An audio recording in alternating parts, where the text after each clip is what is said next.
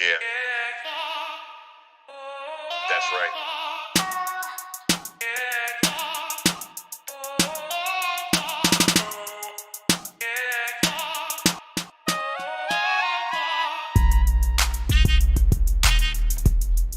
Calvin Payne from the DMV. Mr. Fingers.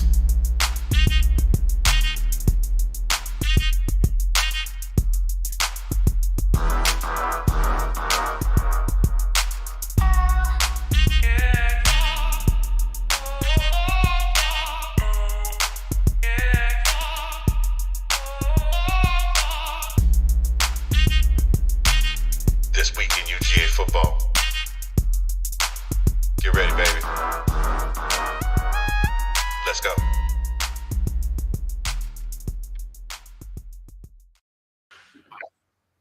Hey, gang, what's going on? How's everybody doing? How are you doing? How are you doing? How are you doing?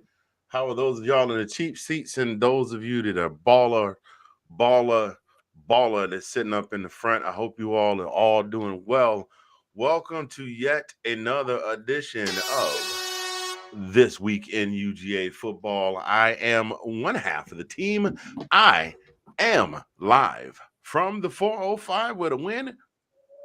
Pew, comes whipping down the plane, and that guy right there, that fella right there, he is the brother from another mother, the sexy mother Hubbard, the ace of base in the place, in your face. Colin P from the DMV. How you doing, baby? I've almost got that down, by the way. I mean, I can almost recite it verbatim with you, but not quite there yet. I'm doing good, man. How about you? We only been doing it 4 seasons. What's the I know. You change up on me every now and then. You kind of throw something else in there. The trash can, and all that, the trash and all that's gone, which which is good. But no, man, how was your off week? Did you enjoy your off week? We didn't have no dogs to scream at the TV. No reason to get a little nervous and watch our dogs play, which was kind of sucked for me. But I mean, there was some other great games to take its place, though. You know what? It was nice to not have to. I mean, I missed it because I have Yeah. a pregame ritual. I airdrop to the TV the battle hymn of the Bulldog Nation. And for those of you that have not ever seen or heard this song, it is more moving when you see it at a live game. They've got a lone trumpeter they call him the lone trumpeter, plays up in the the north corner of the stands, and he starts out with the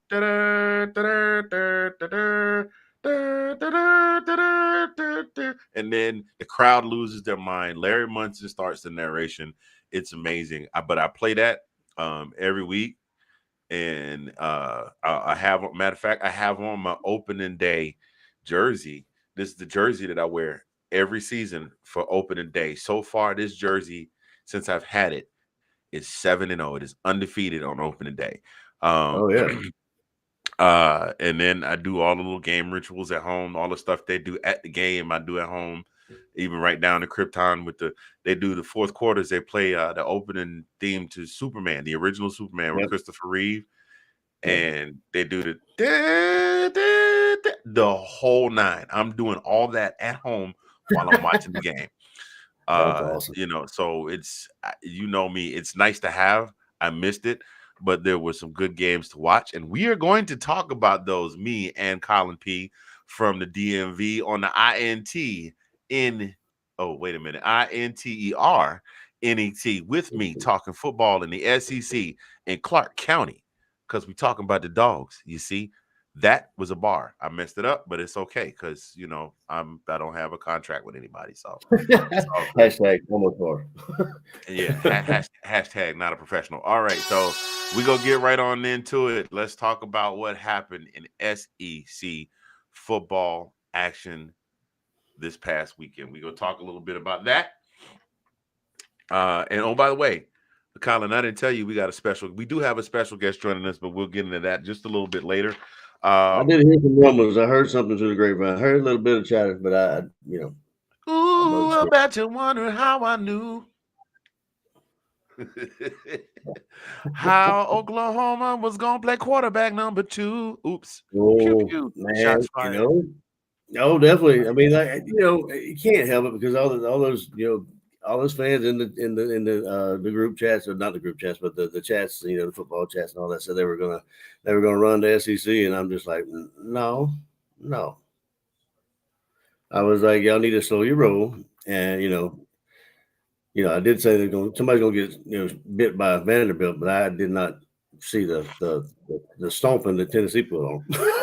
But I knew Tennessee was gonna win. You know But what though? Let's go ahead and talk about Vanderbilt. For the longest time, let's go ahead. You know what? First of all, I got to give a shout out to Vanderbilt for real, for real. okay, they could have won that Uh, game, man.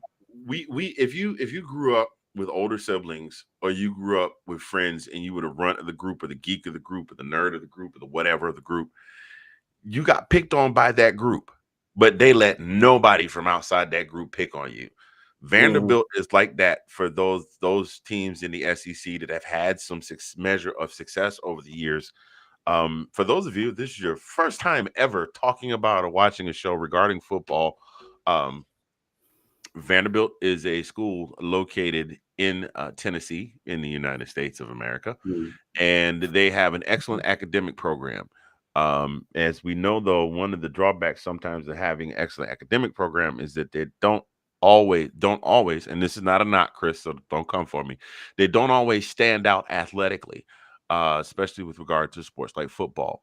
Um, Vanderbilt has kind of been a doormat for other teams in the SEC, with when they're on the rise or maybe on their way back down. It's like, well, we got Vandy on our schedule.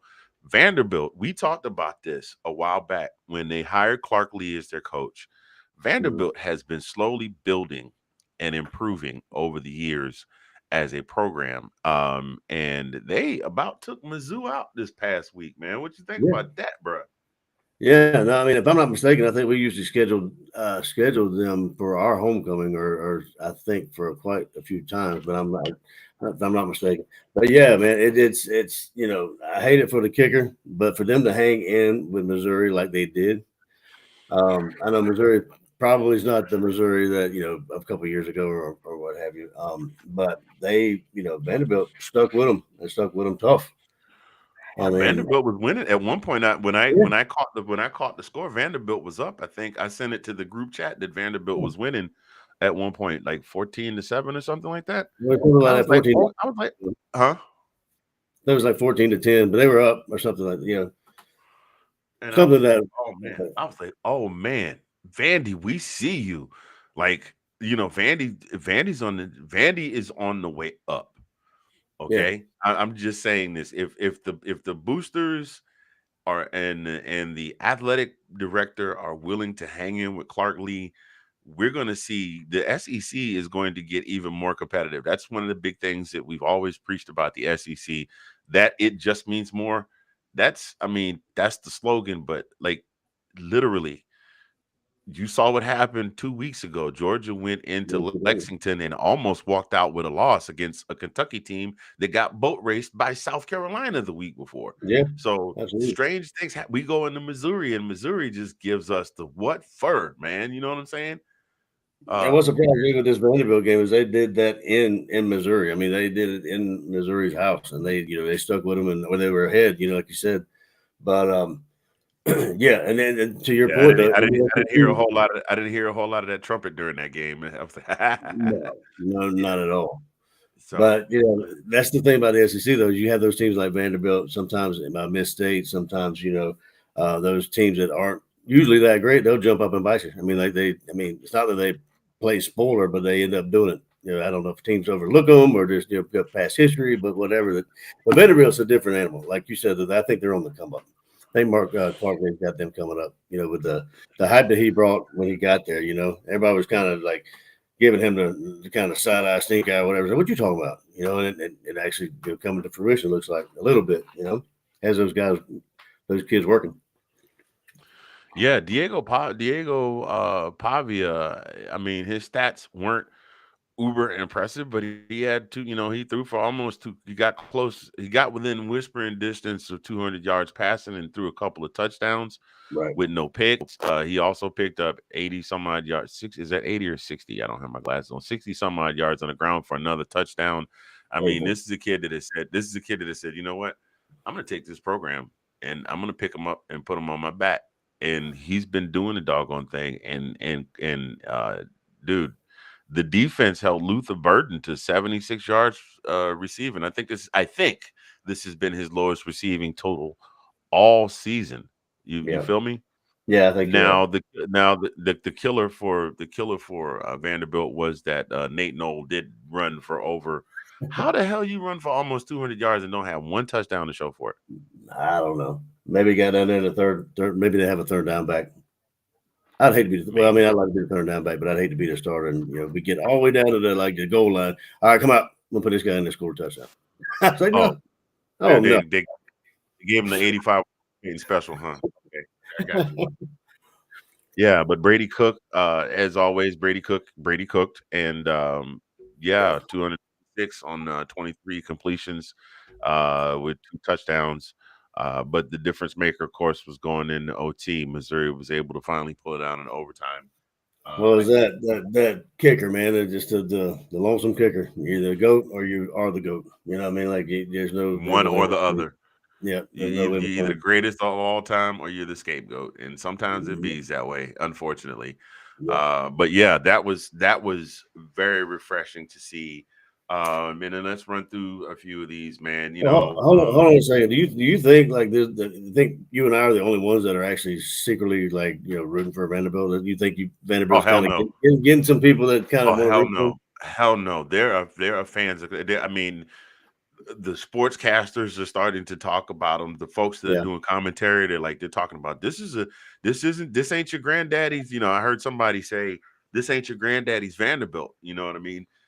yeah, I think they're starting to generate a fan base like outside of Tennessee, which is absolutely awesome because that again, SEC, that competition within the SEC.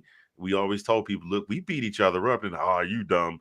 And mm. unfortunately, one team did have to find out the hard way that that's exactly how things are sometimes done in the SEC. Because the one from Knoxville, the one from Knoxville, and the creamsicle team, brick by brick, that team, Yeah. they were about 40 miles south of where I'm sitting right now, and they gave the Sooners a welcome to the SEC for sure, for sure. That was definitely a Good welcome. Yep, God, they man. had look, Jackson Arnold was running. Remember on Friday when Smokey got to hanging out with those guys and got a hold of the Angel Dust, and he was running down the street from the low rider. Yeah. That's Jackson Arnold. That's how Jackson Jackson He was Arnold in, looked. At one point, he just pitched the ball out somewhere. Like, where is he throwing? There's nobody there. That interception that he threw, it looked like yeah. it looked like he was so shook that he was just. You know what I think? I kind of think that he wasn't used to the fastness and the quickness of the SEC defense because I mean that's them boys are maybe 300 plus pounds and 6'4", 6'5", but they get after you and they're fast, and that's I don't know if they have that too much around you know seen that, but I don't I'm gonna know. go. Hey, Chris, I'm gonna go ahead and give you some love. Yes, you have. I'm gonna go ahead and say it. Oh, there's my boy. Hey, Pastor Chris, this guy right here. Hold on, time out. Pause for a second. This guy right here, I met 20. God, it has been 30 years. We met on the campus of Savannah State College. He was fresh out of the service. I had not joined the service yet. We became homeboys. We have been brothers like no other ever since. He actually was my best man at my first wedding. Awesome. Colin, if you saw on my Facebook, there's a picture of me with a really tall dude, the two of us in the white tuxedos. Hmm. That's my guy. I call him Pastor Chris. He's got his own church up in Michigan.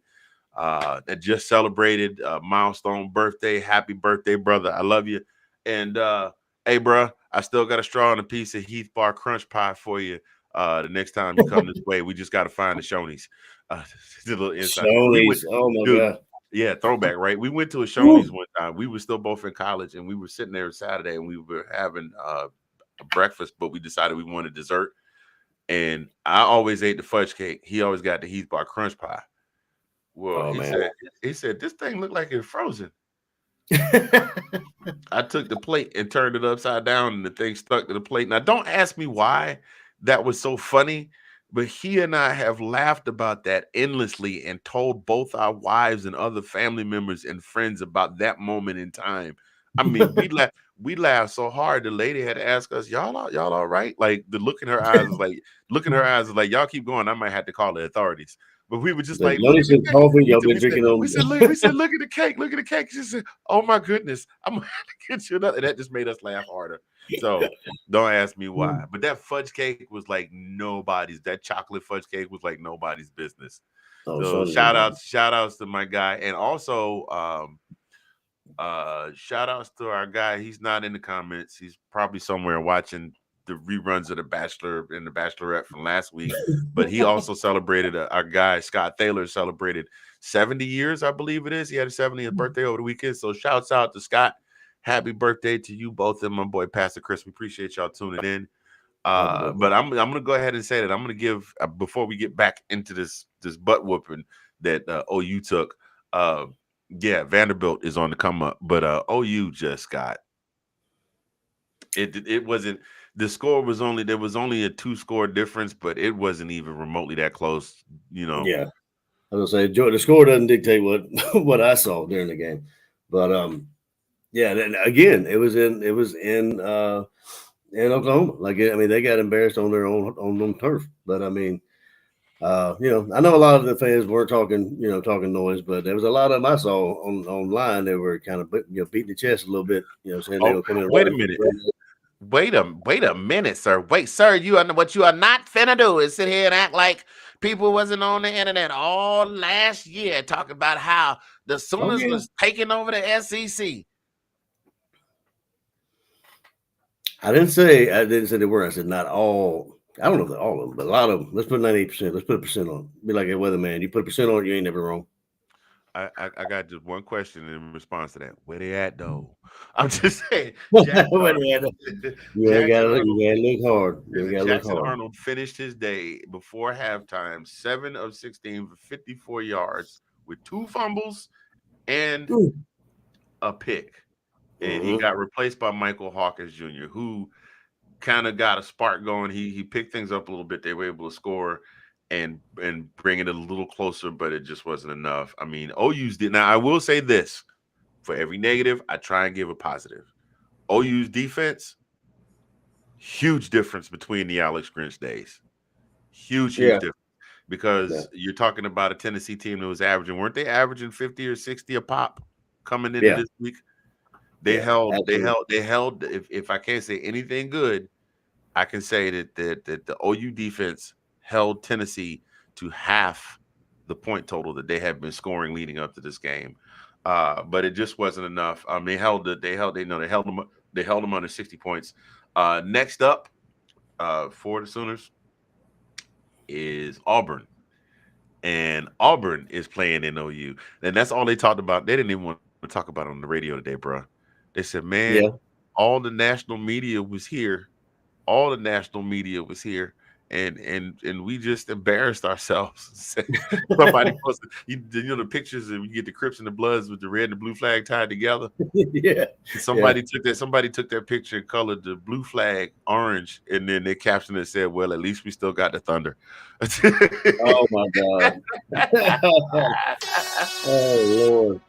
Oh man, we got to keep it moving. Though those of you that just joined us, we Crazy. appreciate you for joining us for this week in UGA football. Mr. Fingers, Colin P. We talking around the horn right now. Keeping it moving. Some other games that went exactly like we thought they would. Texas beat the Soul and Will to Live out of University of Louisiana Monroe.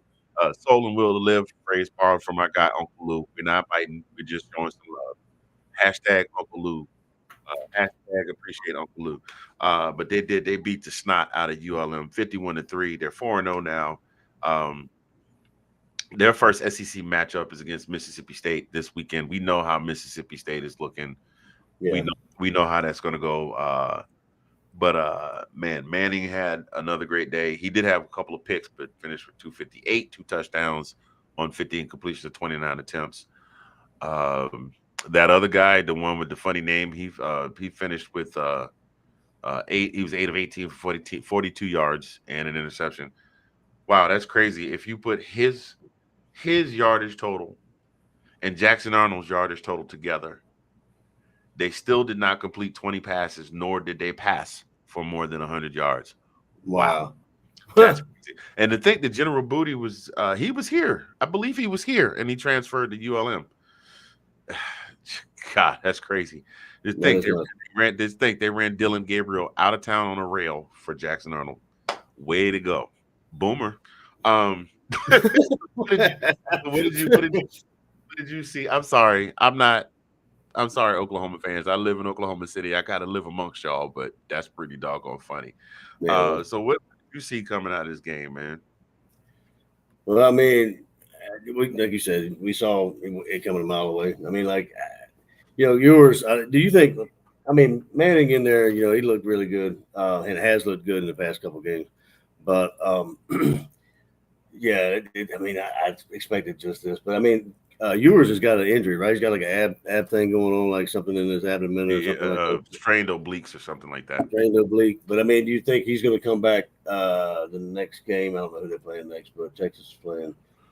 I think they play an SEC game. You said Auburn, right? You said Auburn?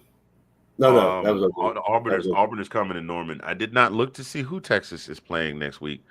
I'm Texas sure is it's playing someone in the. Mississippi State. Mississippi State. So yeah, Oh, I got it right there. What am I talking about? Yep. yeah. So I'm just saying, like, Manny's getting his time, and he's actually doing with his time very well. And so, do you think there's? I mean, yours is taking the time to kind of heal up. I don't know if he's going to start this weekend or not. Yours, but the way Manning's playing, I mean, who's to say he might not take his job? But He may not come back. that's what I'm saying. Like that, you talking about he might He may transfer. well have lost. He may well have gotten Jacob Eason again. Because Yeah, remember, he didn't get the starting job at Ohio State, yeah. and he So wound up. yeah, Yeah, and that's just how the cookie crumbles now. Just to roll back, I'm sorry, I did mention Texas was going to play Mississippi State, but Tennessee's taking on Arkansas. And Arkansas, dude, what the heck is going on with Arkansas? Arkansas act like they want to win some games. Granted, they beat Auburn, but hey, Arkansas is they're looking like they're listen, the fans got something to cheer about again. They're looking yeah. pretty decent. They're looking way better than decent right now. So then of course, another team from our home state, the Georgia Southern Eagles, which actually has a historical tie-in to our Dogs because the Hmm. first head coach when they reinstated the program was the former defensive coordinator of the Dogs and one Irk Russell, Yep. who he was the defensive coordinator of the 1980s Georgia Bulldogs that just ran roughshod over everybody with that defense, and then of course with some kid from Wrightsville, Georgia, that was built like a grown man back in 1980 when that kind of thing didn't happen on a regular basis. Right. Yeah, so but they tried. They did at least put 13 on the board, but it wasn't enough to catch up to Ole Miss's 52. The Eagles did win against South Carolina State, which makes me happy because South Carolina State is a rival of Savannah State, but they Yeah. fall to two. They fall to 2-2. They don't have any wins against the Power Four so far this season. No, no. So Let's yeah, not forget that they've jumped into the SEC. They've caused some drama with the SEC crowd. I mean, they beat Florida. They beat Florida. I know, but there's a couple of other teams that they beat in the SEC. I want you to say that sentence again slowly and then tell me why you're surprised. What? Say that about they beat Florida? How long? No, no. I'm talking about when they did beat. Do you remember that year they beat Florida? When was it? Florida's not Florida today. I mean, that's probably like 5 or 6 years ago when they beat Florida. Okay. Again, I want you to repeat that sentence slowly and tell me why you're They ain't that surprised. bad. They ain't that bad. Now, come on. Try They to give were him, a little listen, bit. listen. They were they were on the down slope at that point. I mean, they had a good day. I think they had a good season that year, but they still fired the coach, and then they brought in Sunbelt Billy, and here we are. So Florida's down bad, but Georgia Southern did lose to Ole Miss 52-13. Ole Miss Right. has Kentucky up next.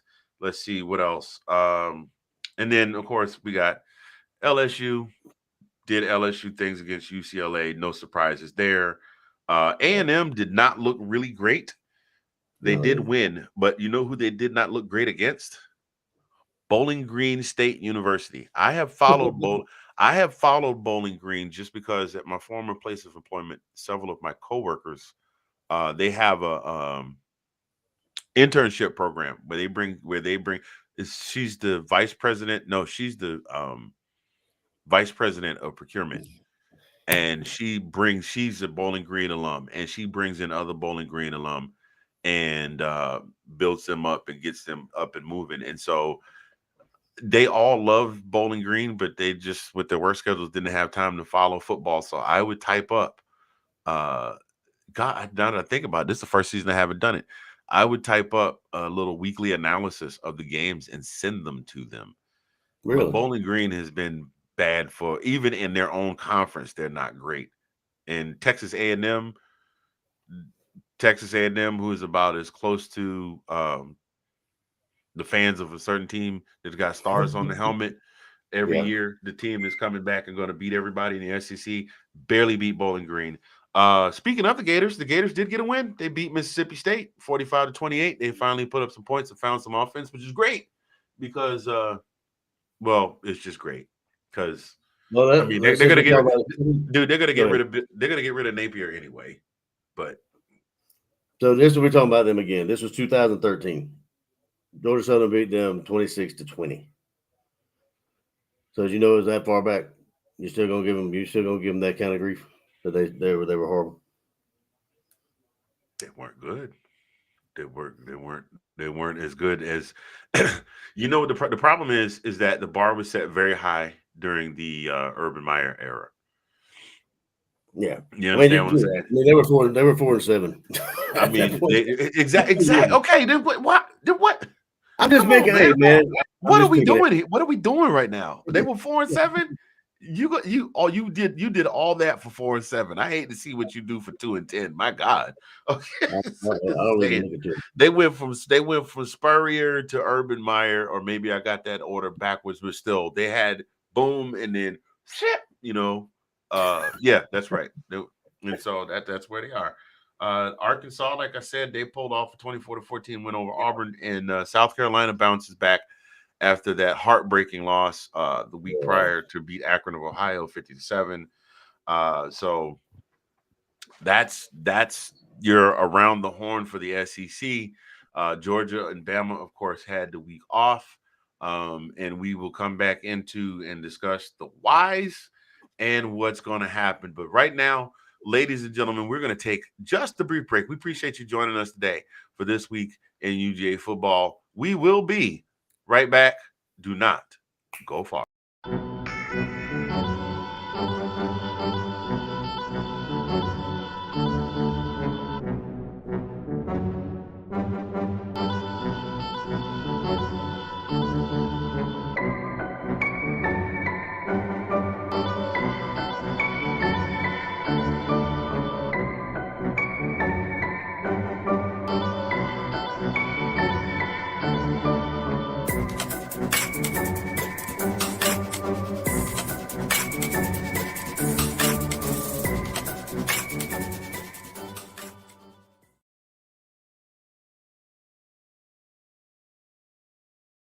We are back. Hello, ladies and gentlemen. Welcome back, welcome back, welcome back. Season 4, episode 6 of This Week in UGA Football. I'm Mr. Fingers. That's Colin P from the DMV, and we are doing the doggone thing. If in case you missed the previous segment, we were just talking about some games around the SEC, how things went. We, offered our little funny commentary. Said hello to a few folks. We appreciate those of you that are joining us. If you happen to be watching right now and you're not watching the football game, if you wouldn't mind hitting that little button that says SHARE and share it, and then make sure to hit the like button as well. And if you haven't subscribed, we would love that too, because we're trying to get to 100 subscribers. We are slowly making our way. This channel took a little bit of doing to get some followers, but our goal is to hit 100 before Thanksgiving. So if you can help us get there, that would be absolutely awesome. Thank you so much.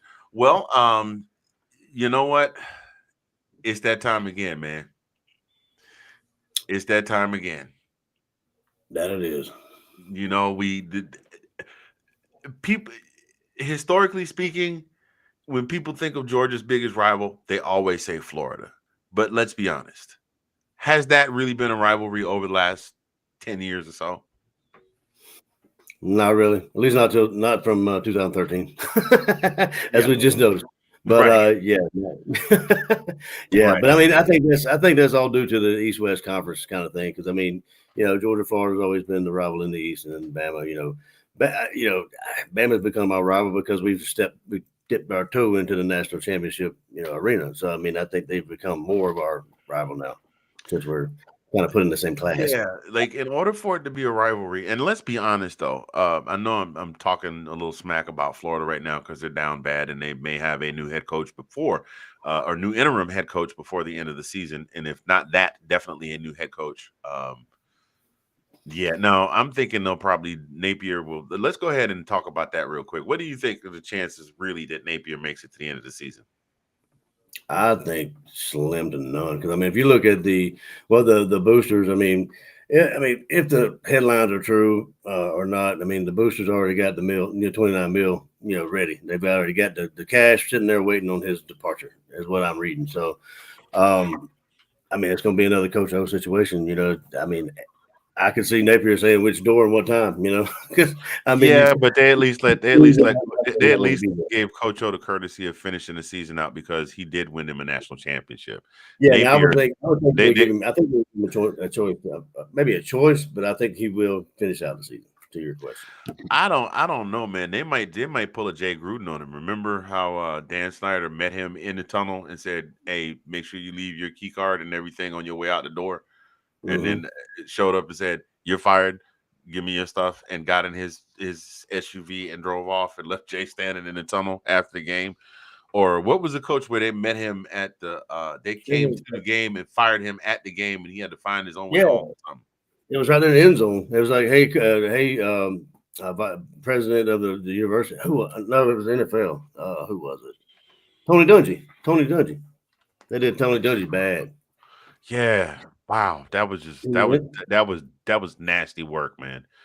yeah, Nasty, nasty work. But yeah, yeah. Smile, shaking the hand turned into, or all right, I'll leave. yeah, so I mean,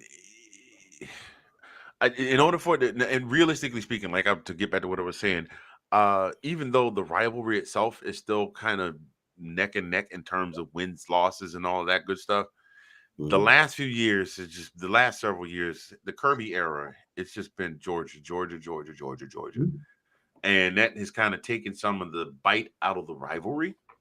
Mhm. It's kind of become more like Georgia versus Georgia Tech. They show up, we go to Atlanta one Thanksgiving, they come to Athens one Thanksgiving. It's about the Right. same thing.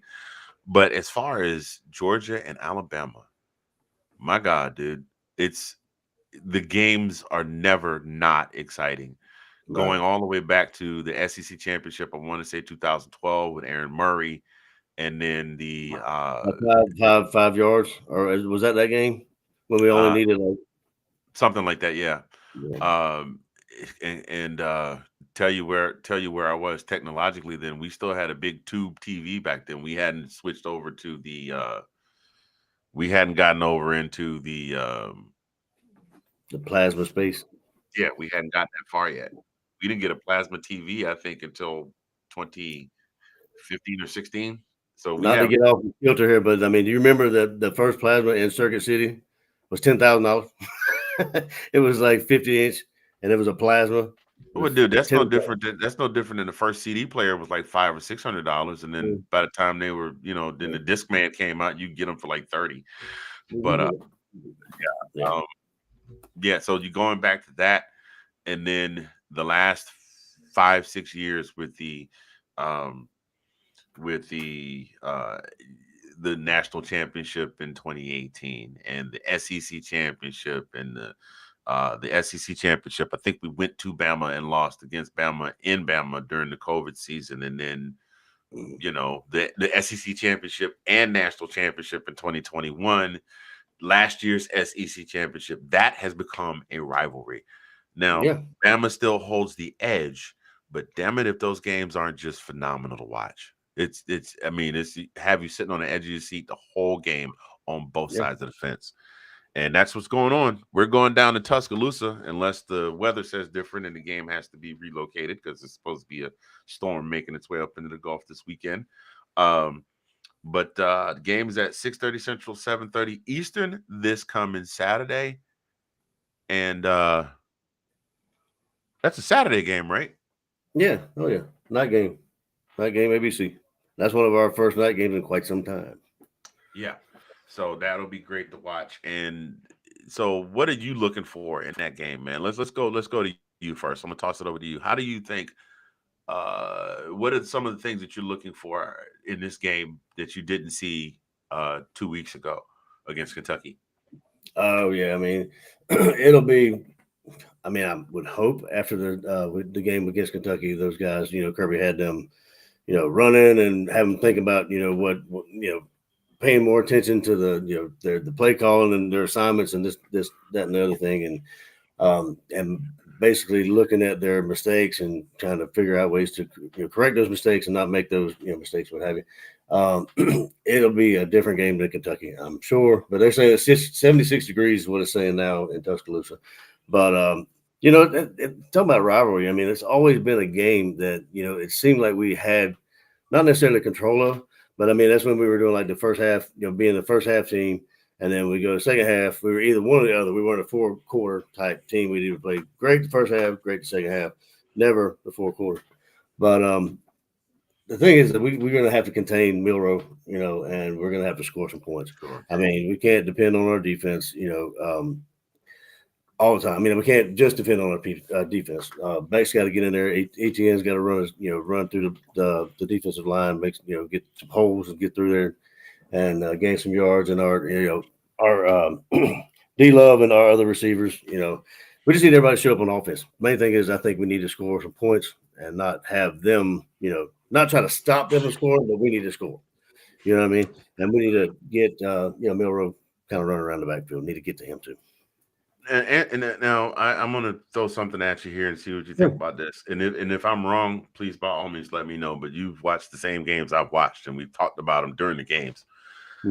Is it me, or does when it comes time to play Alabama, we have a tendency to just kind of let them get out there and then have to kind of claw our way back into it? Or am I just No, I see am it I too. missing something? I mean, I think this past year's SEC championship was a much better give and take. There were just some key mistakes at inopportune times that put us in positions to have to right the ship, and the defense would step up and make a stop, and then we could, get downfield and Yeah. score.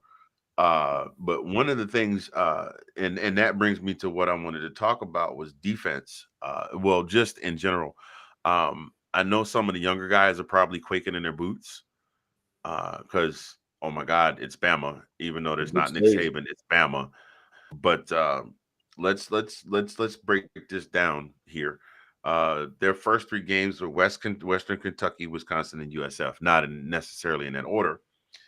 Um, but when you look at uh, what those teams are bringing to the table, Bama's averaging. Let me see here. Bama's averaging. I think it's about 40 some odd points a game. I believe it is that Yeah. they're averaging. They're averaging 49 points a game. In the neighborhood. Um, but they're averaging 49 points a game against a Western Kentucky defense that has allowed 15 touchdowns and 1,700 plus yards. Yeah. A USF squad that has allowed a 1,600 yards plus and 16 touchdowns, and a Wisconsin squad that has allowed 905 yards and 9 touchdowns.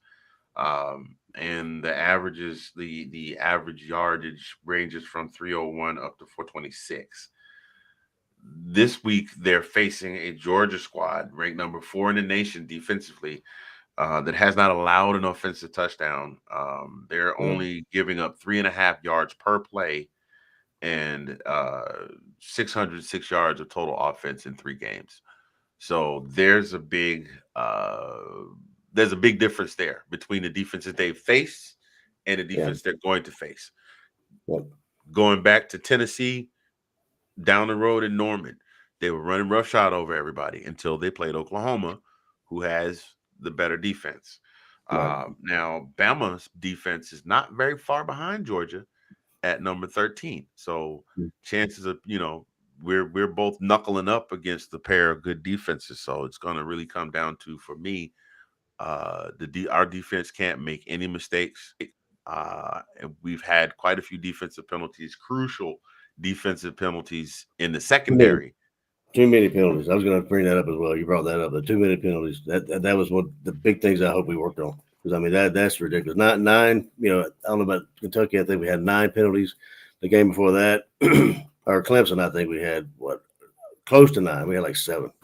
But I don't know about Tennessee Tech. But still, Yeah. And that's one of the things that I think we have to definitely to get under control, because we do still have a very good defense right now, ranked number 4 in the country. I don't think we've been ranked out of the top 5 in the last 3. This is now the 4th season that we've been ranked in the top 5. mm, Um, so still doing good things, but we need to tighten up, like Coach used to say. We want to move on a little bit and talk about something that you and I talked about this week, and more so today. Uh, it's something else that is going to come down to the quarterbacks, the captains of the ship. We've seen Carson Beck be a very, very cool customer all of last season, part of this season, and then the 3 games he's competed in this season. Even when Kentucky was running in roughshod, yeah, he still managed to just kind of keep his cool about him. And then Milroe, the the development that kid has shown from the start of last season to now is nothing short of astounding. So, give me a little breakdown on the QB comparison you got there, sir. yeah. I was looking at it. We talked earlier about Beck and Milrow. I couldn't believe when I saw the stat. Beck is 56 of 82. He's at 82 passing attempts, 56 of those being completions, 680 yards, 7 touchdowns. And looking at Milrow in comparison, 35 of 52, 590 yards, and 8 touchdowns. So aside from the attempts, they're pretty well evenly balanced quarterbacks. Um, but then again, you look at Milrow, how many times he's actually scrambled. And that goes back to what I was talking about before. Beck can run. I mean, he's already showed his wheels a little bit. But what kind of part is that going to play in this game? If we crash, if we get Milrow out of the pocket, what we've got to be able to catch the guys on the corner. And it looks like we have them dead to rights, and then they just, somehow or another they get by. And Right. that's one of the things we need to stop, and see if we can stop that from happening. But kind of keep Milrow in the pocket and make him make bad decisions. But Beck, I feel I'm confident in his arm, and I think our offensive line, I think we're good enough where we can keep good protection for him. But I'm really surprised at 82 attempts and he's got 50 suit. I mean, that's over 50%, completion. Don't get me wrong, but that's a lot of attempts in 4 Well, games. the big part of that, I think the big part of that is he did chuck a lot of long balls on the first couple of games, and then just because they were trying to gain chunk yardage in the Kentucky game, he was trying to sling the ball around the field quite a bit. Yeah, So I think that's where a lot of those attempts came from. He threw for, you don't just throw 5 touchdowns in a game and not put up some video yeah. game style numbers to But a point. yeah, I was going to go to comparison about the 3 teams that Alabama you mentioned the scores of those games. I mean, West Kentucky they beat 63-0, 42-16 they beat South Florida, and then Wisconsin 42-10. In comparison with us, we had that game against Kentucky 13-12. But Clemson, we put the mollywop on them 34-3, and then Tennessee Tech, 48-3. I mean, we had them scored a field goal. But go ahead. Oh, I'm sorry. The other thing I was going to say is Milroe is just as prone to pull it down and run. And Mm, that may be the difference in the attempts. I think if he was more of a pocket passer, he that's probably would have yeah, as many attempts as well. So I agree with there's that. I that agree to with that. think about. But that's, again, like we said, that's something the defense is really going to have to keep their head on a swivel for.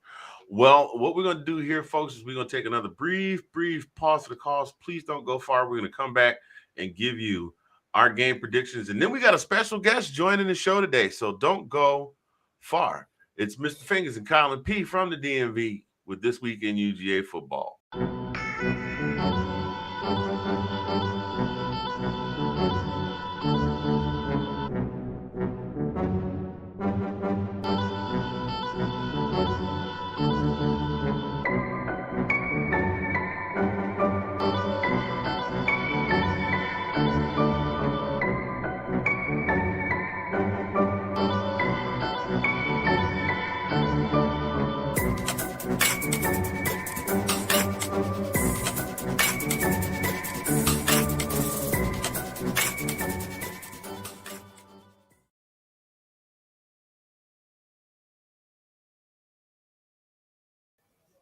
And we're back again. Those of you that are just joining us, if you've been hanging out for a while, we appreciate you watching This Week in UGA Football. Mr. Fingers, Colin P from the DMV. We're talking Georgia versus Bama this coming week. What's the line on that, Colin? You're normally the guy that keeps track of all of that good stuff. Yeah, line is has been going down, which I knew it would. That's we're picked by 1.5, and the over under is 48.5. So Georgia by 1.5, and over under 48.5. Which it may be even Steven come come Saturday. Maybe so. Maybe so. There seems to be a lot of that happening lately because remember we had the line drop on us against Clemson. Well, after that Kentucky loss, did you see that after that Kentucky win by 1 point? We're actually projecting now. All these commentators and analysts and whatever are picking us to lose 3 games just after that ball game. So we got a tough road to hoe after this because we got Bama this week. We got Bama this week, and we got Bama, Texas, Auburn, and Ole Miss. That's a heck of a stretch. It is. And not in any particular order. I don't have the schedule pulled up in front of me right now, but those are 4 of the games we have in that stretch before we come out and then play Georgia Tech to close the season out. But we're going to move on into our next segment. It's something we like to call Georgia Wins If.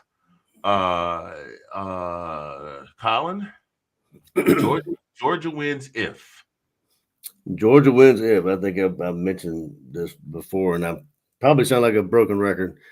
I mean, I think our MO needs to be get to Milroe and get to the quarterback.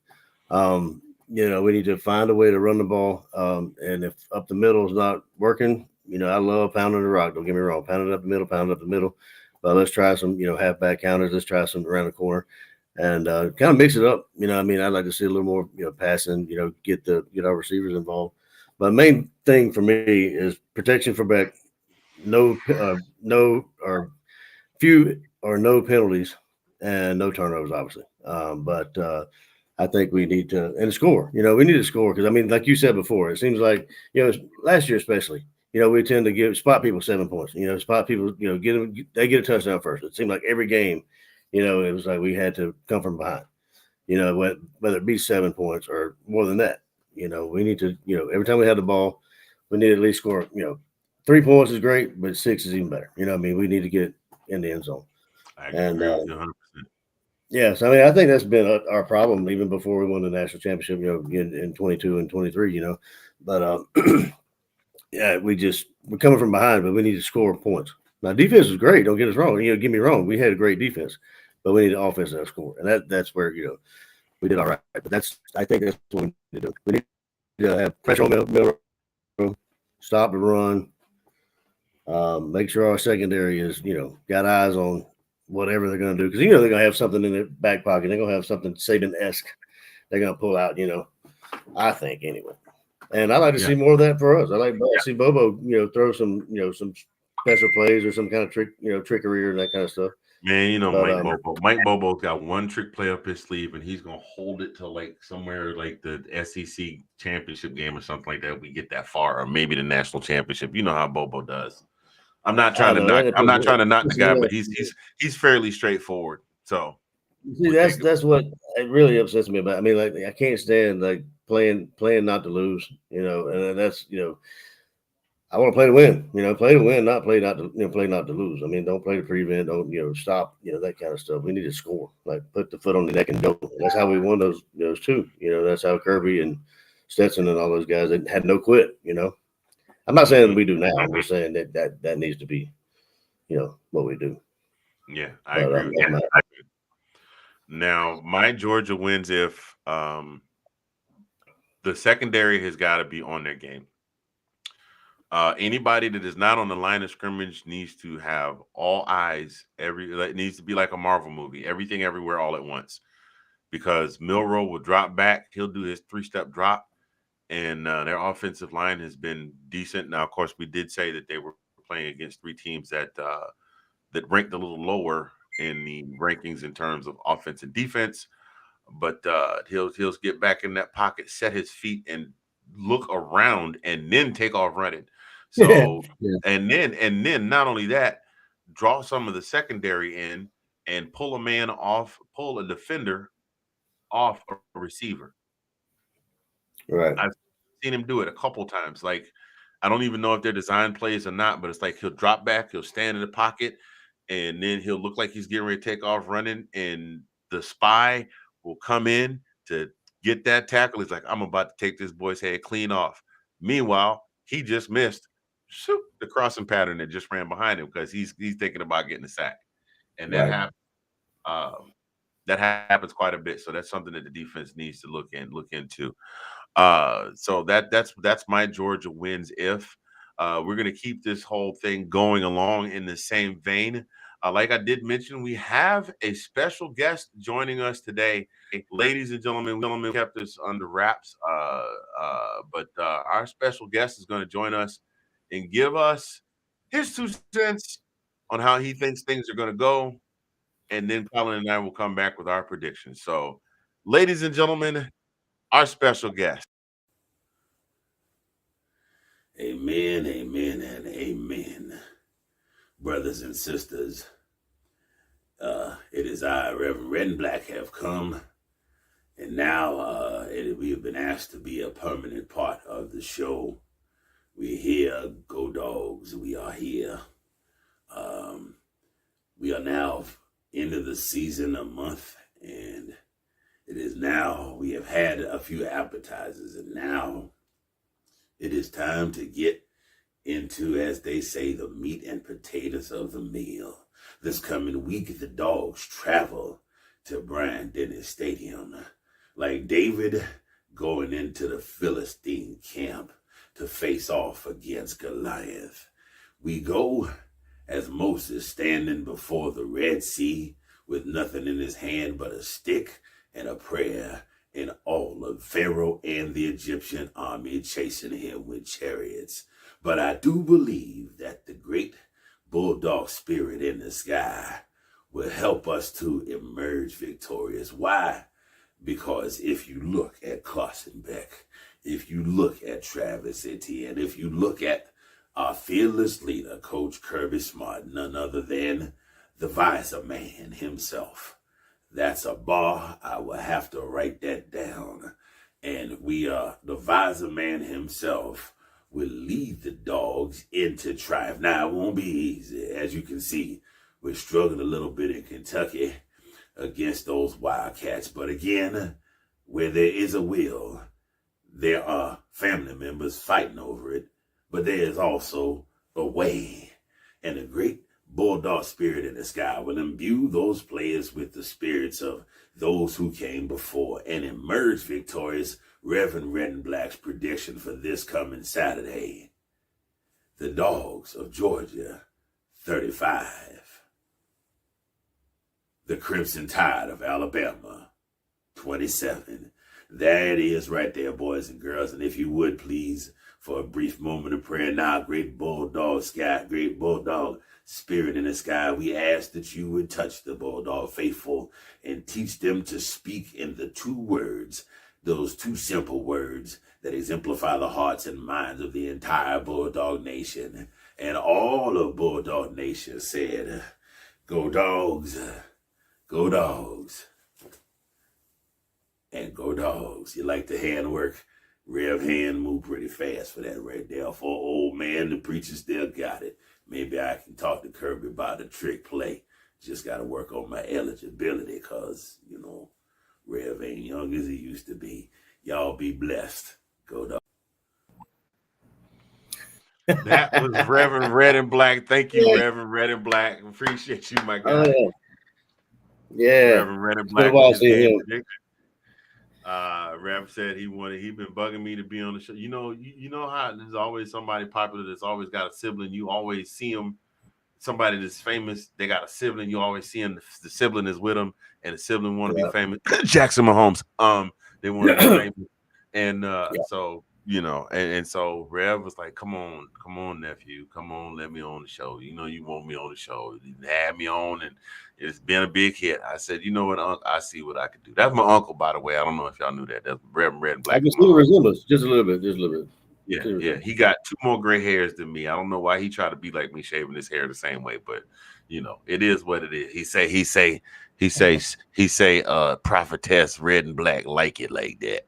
I don't know what that mean. I don't know what kind of crazy Teddy Pendergrass, Harold Melvin and the Blue Notes, Marvin Gaye dates they be having, but I I don't go over there on Friday nights. That's all I know. Anyway, we'll stay moving. Colin, let me get your Yes, game sir. prediction. Let me get your game prediction for the Game game. prediction, game prediction. I mean, I'm gonna go with a Rev, man. I mean, it's gonna be a close game. I mean, I don't know. I don't know. I mean, the score's great there, but I mean, of course, I got to go with the Dogs winning. Um, I think. Let's see, 48 is the number. I think it's gonna be higher than that. I think there's gonna be at least a bunch of scoring going on. I think 40, 45.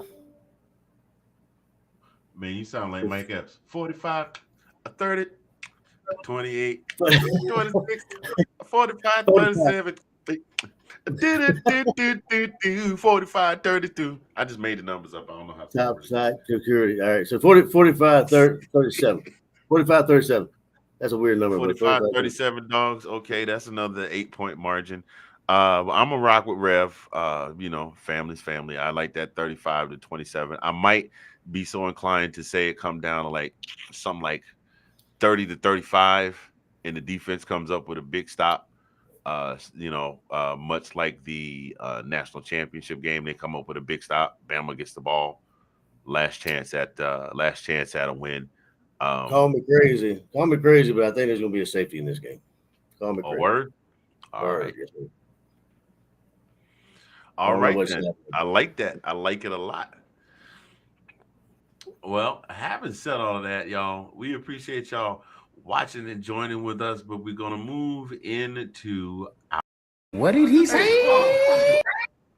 wow, okay, that wasn't supposed to shut up. You always got something to say.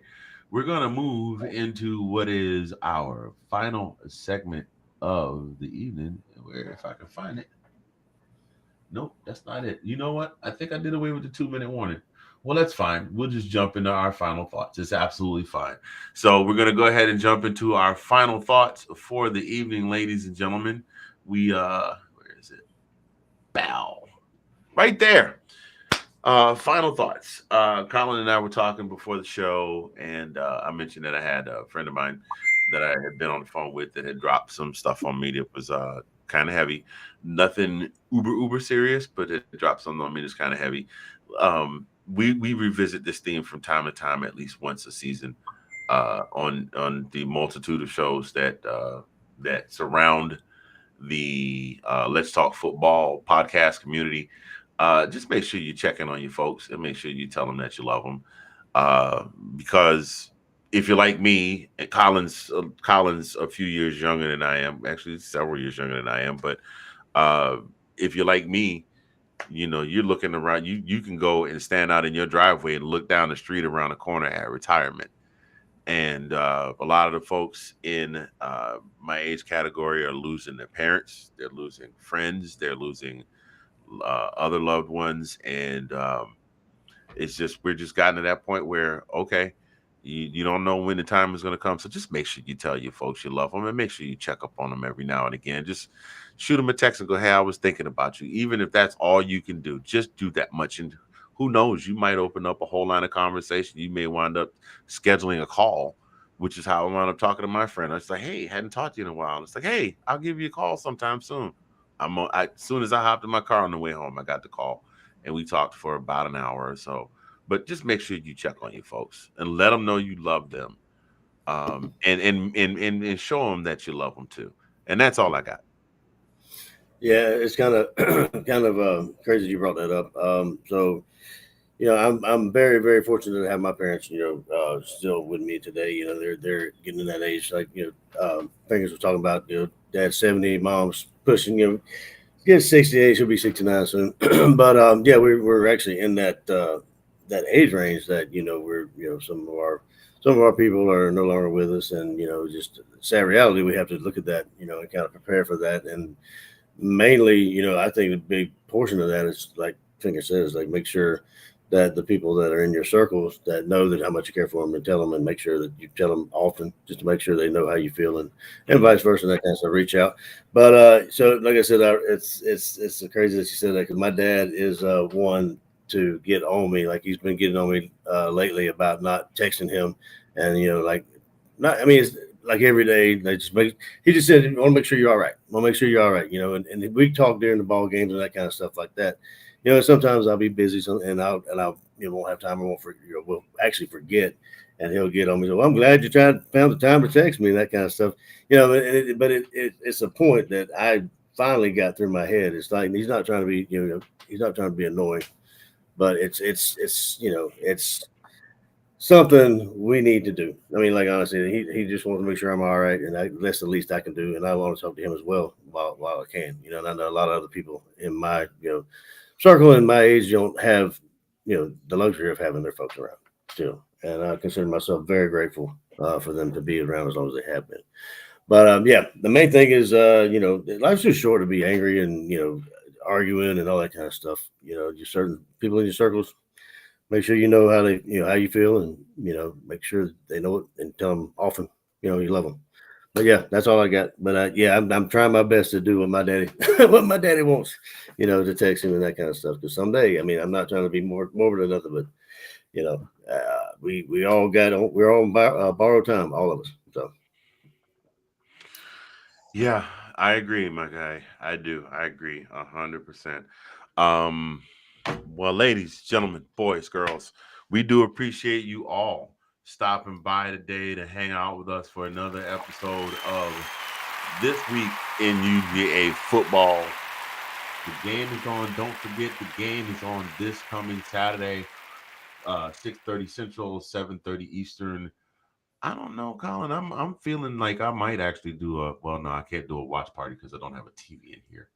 Oh, I take that back though. We did sign up for YouTube TV. I might be able to work oh, something out.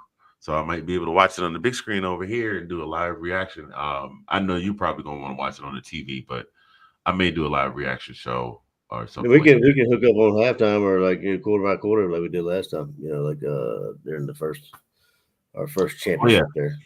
Well, there you go. There it is, ladies and gentlemen. Colin and I will be linking up at halftime during the game and pop on live real quick, give our thoughts and opinions. I might see if I can get Unc. Unc. You know his first name is Cleophas. Cleophas. Yeah, That's one I haven't heard. I haven't heard Cleophas.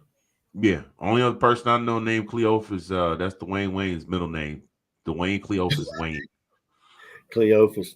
I've heard Yeah, Cletus, I've heard Rufus, but I guess they do the Cletus Rufus kind of mashup yeah. there. That's Unc's real name. His name is the Right Reverend Doctor Pastor Bishop Apostle Cleophas, Ebenezer. Cleophas, red and black. Cleophas T, red and black. I still don't know what the T stand for, but yeah, Cleophas T, red and black. But you don't tell him I told y'all. But we appreciate y'all tuning in for this He's got his second this and that, but his Yeah. real name is say it with his chest. Yeah, say it with your whole chest. But yeah, bro, I appreciate you, my guy. We appreciate all of you that took the time to Always. stop in and drop some love. We appreciate you, from Pastor Chris to Vandy Chris to Johnny Dean and all of you that shared comments in the comment section, that shared it amongst your friends. We're gonna get off of here so I can go eat these ribs that my wife just dropped off for me. Ooh. And yeah, I know. I say, yeah, ribs. Oh, I And didn't tell football. you before you log off. My parents were here this past weekend, so I got to eat good this weekend. We Oh, got I'm some sure can. you did. I'm sure you did. Mama probably cooked real good for you. My mom always cooks good. That's how I Yep. love when they come up. But I probably gained a couple pounds. But you know what? I get to taste what I used to taste when I was younger. So, but that's another thing. You got to be careful about that because the old ticker can't process that stuff like it used to. Bruh, who are you telling? Who are I hear you you. telling? So So good. see the comments that are coming in, I'm realizing that we're on right now in real time, and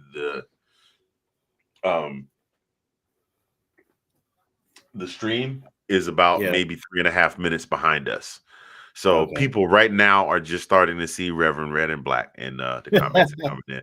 And like I said, that's my boy Chris. He actually is a real pastor, a real deal Holyfield pastor who plays piano and saxophone. He's a bad dude. That's my Oh, guy. I play sax, man. I play sax. I love a Okay. saxophone. All right then. Maybe y'all ought to get together sometime, do some stuff on something. I don't know. But we're gonna get out of here for now, ladies and gentlemen, because I got ribs to eat, I got Heath Bar Crunch Pie to laugh at, I got a football game to watch, and I got a bed to get in. And we will talk to you later. So until next week, I have been Mr. Fingers. That has been Colin P from the DMV. We will see you next week. Y'all take care and be good. In the words of my uncle, hold on, what's going on? Oh, that's that other thing. In the words of my uncle, go dogs and go dogs. Yes, sir. Go dog.